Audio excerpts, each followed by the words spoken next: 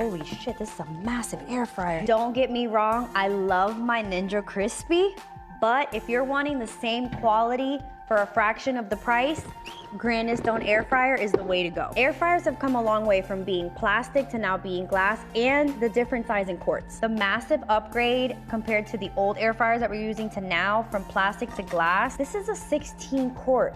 Look at how big this is.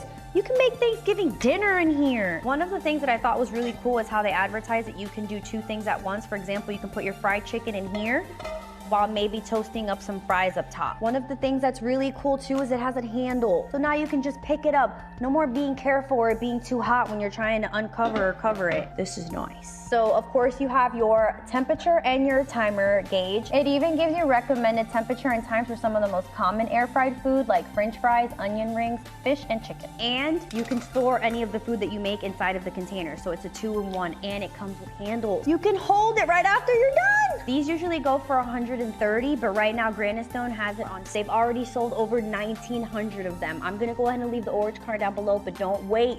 Go ahead and buy it, and it comes in 3 colors. To the girl that told me to put these diced potatoes where the drippings are, I hope you